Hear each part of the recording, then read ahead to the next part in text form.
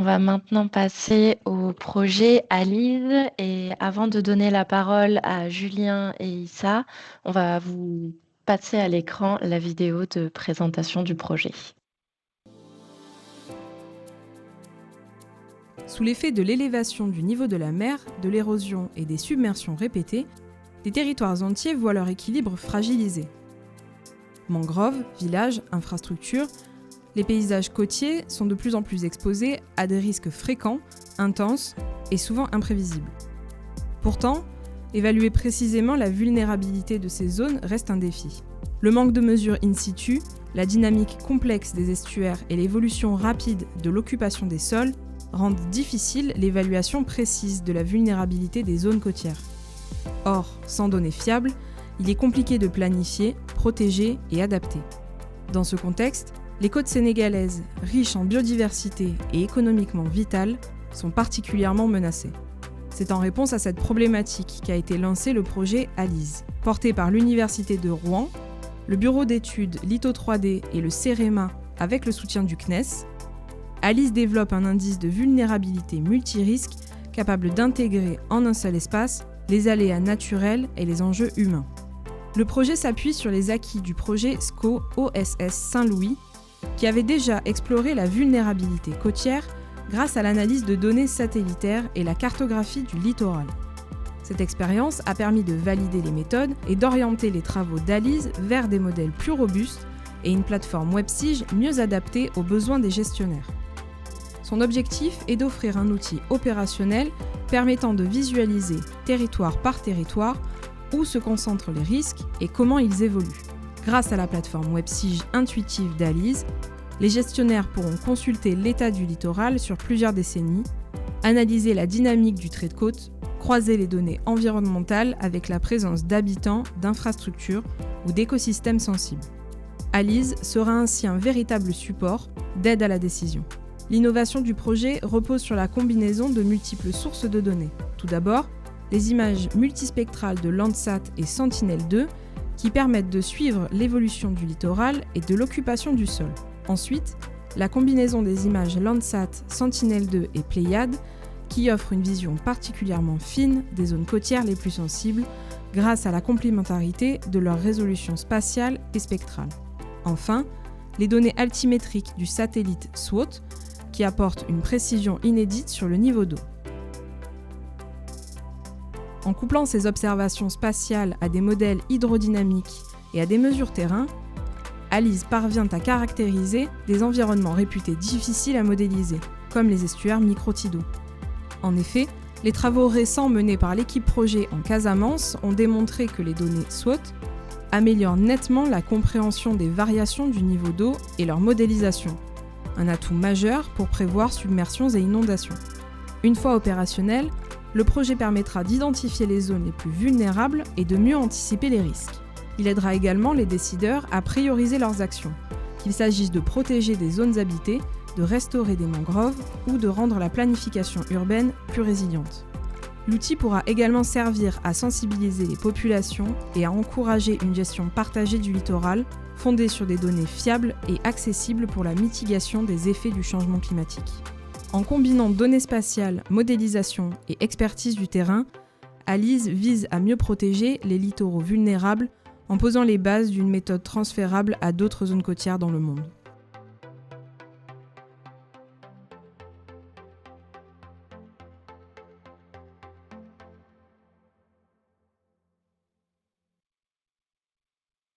Je laisse donc maintenant la parole à Julien et Issa pour vous parler du projet Alise. Donc, j'ai vu le message de Frédéric, hein, et je remercie aussi Juliette pour son travail et l'aide qu'elle apporte et sa patience aussi avec nous.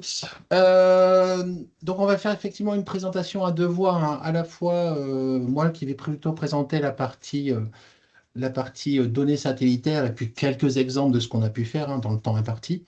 Et puis ça qui présentera, donc ces équipes ont beaucoup travaillé là pour qu'on puisse mettre en ligne la plateforme WebSIG, que vous puissiez avoir un aperçu un petit peu de son fonctionnement, qui reste encore à améliorer, puisque là, le projet ALISE se terminera en janvier 2027. On peut passer à la diapo suivante, s'il vous plaît.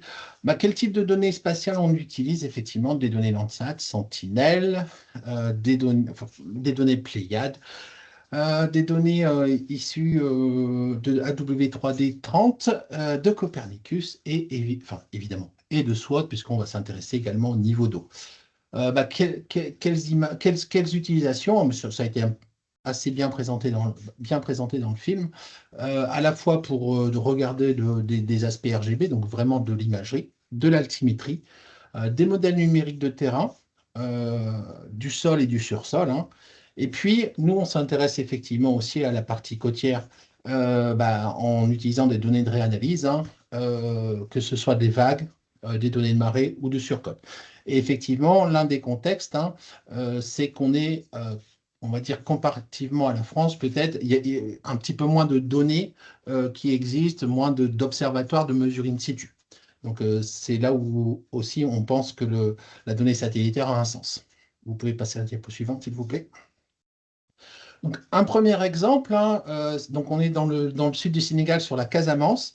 Et dans cet exemple-là, bah, nous avions des données in situ, à la fois à l'entrée du système de cet estuaire, donc la partie continentale. On avait des données à l'embouchure. Euh, on avait le modèle bah, qui était assez bien calé sur ces deux points, mais en fait, au milieu, bah, le modèle avait un petit peu du mal parce qu'on a des alimentations aussi par des bassins versants qui viennent un petit peu modifier les hauteurs d'eau. Bah, ce qu'on s'est dit, puisqu'il n'existait pas de données là-dessus, bah, on s'est dit on peut utiliser les données SWOT. Donc, c'est le travail d'Amadou Diouf, hein, et on a comparé en fait les données modélisées par un modèle numérique aux données SWOT. Et en fait, on a utilisé SWOT comme référence pour améliorer le modèle, notamment dans la partie intermédiaire où on a le mélange des eaux entre les eaux continentales et les eaux marines. Donc ça redit, hein, puis on en discutait encore avec des collègues sur l'importance de travailler, l'importance de la donnée satellite pour travailler dans cette interface terre-mer, bah, où l'évolution des niveaux d'eau n'est pas forcément simple, hein. Bien évidemment, il y a aussi le travail d'Édouard Salamé sur ces questions-là qui participent au projet. Diapo suivante, s'il vous plaît. Donc nous, pour avoir des choses utilisables directement par des gestionnaires, on essaye d'avoir des indicateurs qui soient synthétiques. Donc effectivement, issus de la bibliographie et du travail qu'on a pu faire dans le cadre de l'OSS Saint-Louis, on va dire qu'on se concentre sur deux indices. L'un qui est plutôt un indice synthétique de la vulnérabilité côtière, donc le recul du trait de côte ou l'avancée du trait de côte, et puis un indice qui est plutôt lié à de l'événementiel. Bah, si j'ai une tempête combinée avec une période de crue, finalement, comment est-ce que va se faire l'inondation sur mon territoire? Et ce que montre aussi ce travail, parce qu'on essaye vraiment, nous, derrière l'outil, que ce soit vraiment à l'échelle, alors à la fois nationale, à l'échelle du Sénégal, mais aussi essayer de travailler à petite échelle pour aller chercher des questions au niveau des municipalités ou vraiment des approches proches du terrain. Donc, est-ce qu'on voit quand même dans nos indices, donc ici, sans forcément décrire l'ensemble des résultats, hein, bien évidemment, ici, vous avez Dakar, hein, qui est sur la partie euh, ouest de la photo, pardon, et ce que l'on voit, que ce soit l'indice de vulnérabilité côtière ou que ce soit l'indice d'inondation, ben on voit qu'on a des variations à petite échelle. Donc nous, on travaille sur les transects qui font entre 50 mètres sur les zones, donc on essaie de sortir un indice tous les 50 mètres sur les zones où on a le plus d'enjeux, et 250 mètres pour le reste des zones. Et ce qu'on montre aussi, enfin ce que montrent les résultats, pardon, c'est qu'on a une variabilité significative à petite échelle. On peut passer à la diapo suivante, s'il vous plaît. Et puis un troisième axe aussi, autour de la donnée satellite, bah, on essaye de regarder par rapport aux indices que je vous ai présentés précédemment, finalement, leur sensibilité. Alors, ça peut être leur sensibilité, bah, notamment à la donnée qu'on utilise au départ, hein. On avait échangé avec Erwin là-dessus pour avoir une élévation à MNT, hein, le plus précis possible. Et ici, on montre, bah, vous avez une comparaison en fait des données satellitaires, évidemment, pour les deux indices, hein, sur la partie gauche et sur la partie droite. on a la chance, notamment au travers du Bureau d'études litho 3D, il y a eu une campagne LIDAR aéroportée, donc en 2022 pour l'acquisition, si je ne me trompe pas. Donc, on a donc, qui ressemble à celle qui a eu lieu en France, hein, qui s'appelle, faite par les GN, qui s'appelle LIDAR HD. Donc ça va nous permettre d'avoir un point de comparaison et de regarder finalement la sensibilité de nos données satellitaires par rapport aux données de terrain qui existent, au moins pour la partie topographie. Diapo suivante, s'il vous plaît. Voilà. Donc là, on vous a fait un petit film pour présenter. Je laisse la parole à Issa qui va vous présenter un petit peu la plateforme WebSIG telle qu'elle est actuellement. Bonjour à tous, merci au CNES aussi pour cette opportunité de collaboration.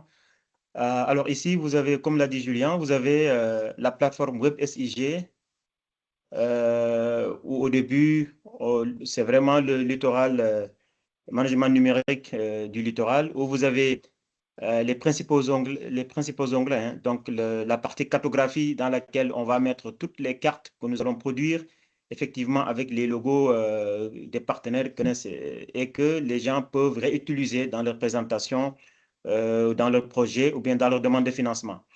Vous avez, je ne sais pas si ça défile, à gauche ici, vous avez, voilà. Là vous avez la page cartographique, où nous avons recensé toutes les villes côtières, hein. Vous voyez, donc il y a toutes les villes côtières qui sont recensées, et sur chaque commune, vous cliquez dessus, vous aurez les informations qui sont à gauche, la population, la superficie, les infrastructures critiques, quels sont les enjeux également qui sont associés.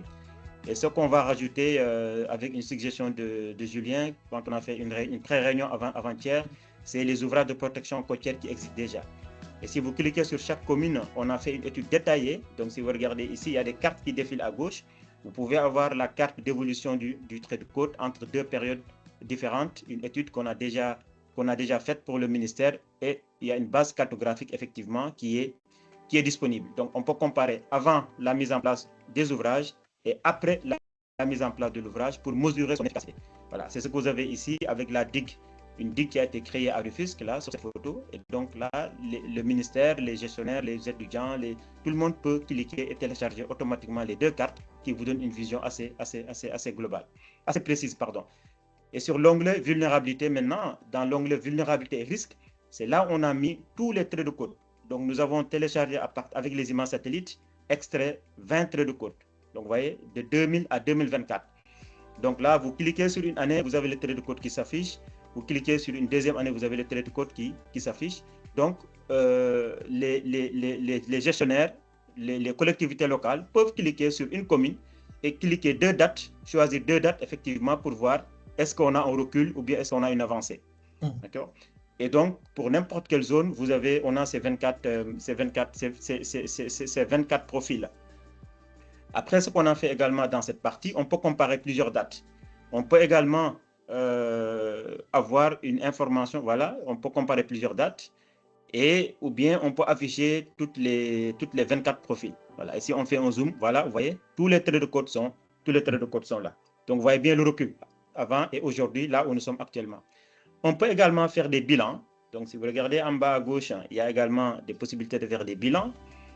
Voilà, donc on peut faire des bilans en comparant justement, voilà, donc plusieurs périodes et à l'échelle du littoral. Voilà. Donc là, on a établi assez de classes. Voilà. Là où on tourne le curseur, là, c'est les zones critiques où on a montré tout à l'heure, voilà, il y a à peu près 13 classes.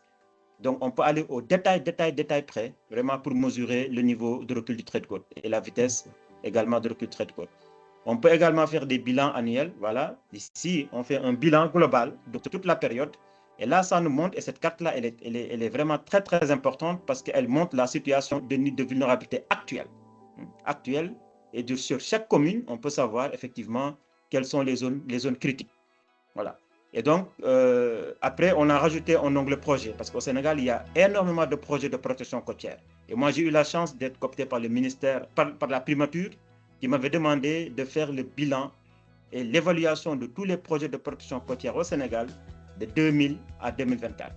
Et justement, ici, on présente tous ces projets On n'ira pas dans les détails, mais on va pointer projet par projet quel est le type d'ouvrage qui a été réalisé, est-ce que c'est des prises lames, etc. et quels sont les résultats obtenus, et de permettre de faire le suivi. On a également une autre page pour les publications, tout ce qui est fait comme travaux scientifiques, notamment les thèses, les articles scientifiques, on peut les mettre ici. Julien également avait suggéré pour faire des rapports, on peut mettre des rapports, des mémoires d'ingénieurs, également des études qui ont été faites. Donc voilà, de façon très ramassée, très synthétique, on a partagé le truc, mais c'est en développement. Hein. On va continuer à recueillir vos avis et pour vraiment rendre ce système plus dynamique et qui, je le rappelle ici, est une attente très forte des autorités du ministère de l'Environnement. Voilà. Merci beaucoup. Merci. Julien, je te repasse la parole. Oui, on peut peut-être conclure, effectivement. Alors, eh bien, voilà, on est preneur, hein, donc le site est en ligne. On doit encore nous-mêmes de notre côté l'améliorer. Hein, on a déjà des idées pour l'améliorer, mais effectivement, on est preneur. Hein, j'ai bien suivi la présentation d'Emeric et on va peut-être encore attendre peut-être un mois, mais on est en attente de retour des futurs utilisateurs. Alors, nous en interne, évidemment. Côté CNES, voilà, s'il y a des gens qui souhaitent nous faire des retours en disant bah tiens, on a vu ça, peut-être que ça pourrait être mieux présenté comme ci, ou tiens, il vous manque cette information-là. Le bureau d'études, parce que nous, notre objectif, c'est, au-delà de faire un démonstrateur, c'est que la plateforme, comme le disait Issa, elle vive au-delà. Donc, on va essayer de voir, puisque Issa a les contacts au niveau du ministère de l'Environnement au Sénégal, voir si on peut avoir des premiers utilisateurs, des bêta-utilisateurs, pour commencer à regarder comment pourrait évoluer et être utilisée la plateforme pour la tourner vers les utilisateurs. Effectivement, il y a une possibilité aussi, il y a le groupement Géo-Sénégal qui peut être une idée. Et puis, on commence aussi à aller vers des gestionnaires. Hein. Là aussi, il y a eu une prospection par Litho 3D et puis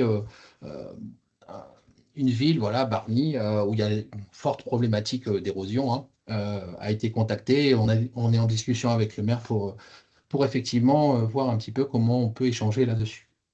Donc nous, notre objectif, hein, sachant que on souhaiterait mettre en place un grand séminaire de lancement autour de novembre 2026, et puis en même temps, pour que cette plateforme vive et qu'elle vive au-delà du projet, hein, parce que pour nous, c'est un objectif depuis le départ, essayer de former des utilisateurs qui sont au niveau du ministère ou au niveau des mairies. Les dernières réalisations, pour terminer, hein, la mise en place du site web, les équipes de Litho 3D ont beaucoup travaillé pour que au moins le site web, enfin on l'avait en offline, hein, mais qu'il soit mis en ligne là il y a quelques jours. Parallèlement, travaux que j'ai moins présentés, on a recruté un stagiaire pour travailler sur l'analyse des vagues pour faire des cartes d'inondation. Hein. On attend encore d'être un petit peu plus fin. C'était une problématique qui avait été soulevée aussi par Raphaël Almar dans le cadre de Wakavar. Hein. C'est-à-dire les données qu'on utilise, elles sont assez loin du trait de côte. Il faut voir comment est-ce qu'on peut améliorer ça. Voilà. Et on vient de soumettre un papier, hein, sur l'analyse des hauteurs d'eau au large du Sénégal, hein, qui n'a pas encore été soumis, qui est en cours de finalisation. Voilà un petit peu ce qu'on pouvait vous dire dans le temps imparti, ce qu'on voulait vous présenter dans le temps imparti. Puis évidemment, on est à la disposition des questions. Ah oui, pardon, j'ai oublié, effectivement. Alors, sans faire de l'autocitation, effectivement, il y a les travaux qu'on a pu faire, hein, soit dans des SCO, soit dans des SWOT autour de la zone intertidale, on va dire, hein, la zone de balancement des marées. Effectivement, sur la partie indice et vulnérabilité, on a profité de l'expérience du projet Saint-Louis. Et alors maintenant qu'on commence à avoir l'outil, qu'on a réalisé les cartes, on va se rapprocher d'Erwin et de Raphaël pour regarder, pour comparer un petit peu les résultats de Wakava, qui travaille à plus grande échelle, hein, mais y compris sur le Sénégal, qui travaille sur l'Afrique de l'Ouest, pour voir qu'on n'ait pas de bug ou de différence, et s'il y en a, de voir l'origine. Et puis effectivement aussi, ils ont certains sites, mais le projet SCO MorMap, qui travaille sur les mangroves côtiers. Et cette fois-ci, je crois que c'est la dernière diapositive. Donc, si Juliette en est d'accord et Frédéric, on est prêt à répondre à vos questions. Effectivement, il y a un certain nombre de questions qui ont été posées dans le chat. Donc la première était: quelle articulation avec le projet de création de l'ONL, Observatoire national du littoral sénégalais, dont le 3e comité technique s'est tenu les 15 et 16 décembre 2025, soutenu par le projet WACA? Issa, je te laisse répondre peut-être? Oui, oui, merci. En fait, j'étais en train de répertorier effectivement, c'est Monsieur Martin, le manager de LiveDay, qui a posé la question. Je suis en train de noter. Alors, on n'en a pas parlé tout simplement parce que ce n'était pas l'objet de citer les partenaires ou l'ensemble des bénéficiaires. Il faut aussi dire que quand on cite le ministère de l'Environnement, l'ONEL est dans le ministère de l'Environnement. Parce que dans le cas du programme WACA, la coordination du projet, c'est au niveau du ministère de l'Environnement avec le colonel Diallo. Et donc, pour vous rassurer, je suis le point focal des universités dans cet observatoire pour coordonner l'aspect recherche et suivi scientifique. Donc, je suis très très en avance sur ces questions. Et justement, c'est sûr que parmi les bénéficiaires finaux, ce site-là va être, comme je disais tout à l'heure, c'est une forte demande du ministère, c'est à travers l'Observatoire national du littoral. En réalité, c'est ça. Et là, actuellement, on est en train de travailler sur les outils pour son opérationnalisation. Voilà ce que je voulais dire. Au-delà du cabinet BRI, dès que c'est terminé, c'est vraiment les universités et le ministère de l'Environnement qui vont prendre le relais pour faire vivre l'observatoire. Donc, la plateforme également sera mise à la disposition de l'Observatoire. C'est ça que je voulais apporter comme précision. Alors, il y a une question sur les projets d'aménagement futur. Effectivement, c'est pourquoi d'ailleurs on a voulu vraiment intégrer. Si vous regardez ici à droite, c'est vraiment le projet qui a été financé par l'AFD à Saint-Louis et qui a été une très, très belle réussite, ce qu'on appelle le PPCS, donc le projet de protection côtière de Saint-Louis. Et c'est ce que la primature m'avait demandé d'évaluer, justement, ce projet en faisait partie. C'est vraiment une très, très, très, très belle réussite qui a permis justement d'accompagner le système pour avoir une régénération naturelle avec plus de 70 mètres de plage qui ont été gagnés. Donc, une fois nous avons fait le diagnostic sur les projets existants, et maintenant l'idée c'est de voir avec le ministère de l'Environnement pour une planification de tous les autres projets. Voilà. Donc, quand on va planifier ces projets, on saura où est-ce que ça se situe, regarder, voir est-ce que dans ces zones, il n'y a pas de projets qui ont déjà été mis en œuvre et qui ont échoué.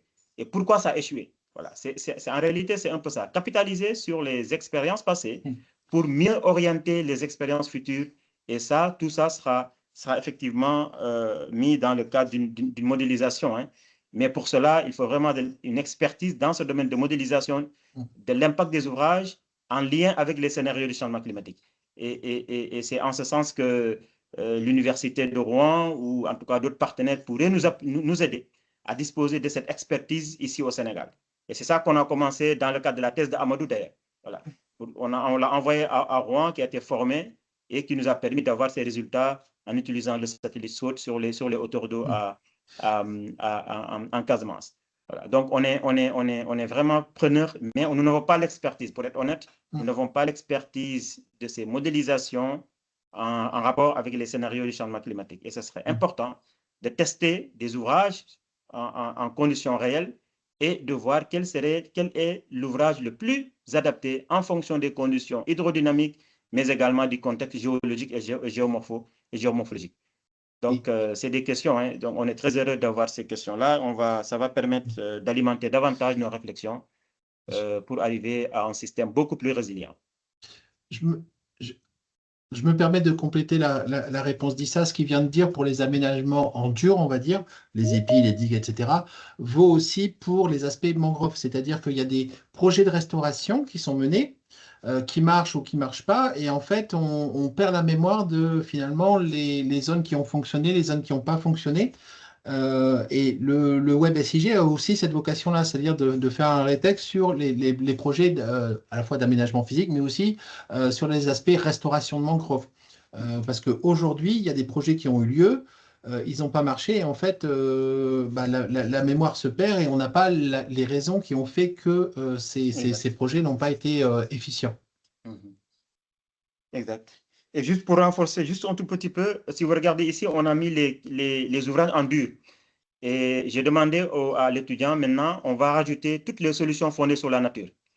On a expérimenté ces 2 dernières années ce qu'on appelle les épis multisévars. On les a mis sur certains sites, mais malheureusement, il y a un des sites, 2 jours après, ça a disparu. Dans d'autres sites, ça a bien marché. Voilà. Et le ministère est en train de faire ce qu'ils appellent un retour d'expérience sur ces solutions. On a également expérimenté avec le Conservatoire français du littoral le système de ganivelle que vous avez en France, qu'on a appelé ici les tifavelles, parce que c'est une espèce végétale envahissante qui se développe ici, et on a réussi à s'inspirer du modèle de ganivelle en tifavelle, et ça nous a permis à Saint-Louis de reconstruire de grandes dunes et de remettre des filaos pour stabiliser. Voilà. Donc tout ça, c'est ça que nous voulons vraiment documenter. Il y a beaucoup d'initiatives qui ne sont pas documentées, et sur cette plateforme, on arrivera à montrer vraiment ces exemples de bonnes pratiques qui pourront être, si ça prend bien évidemment, un passage à l'échelle.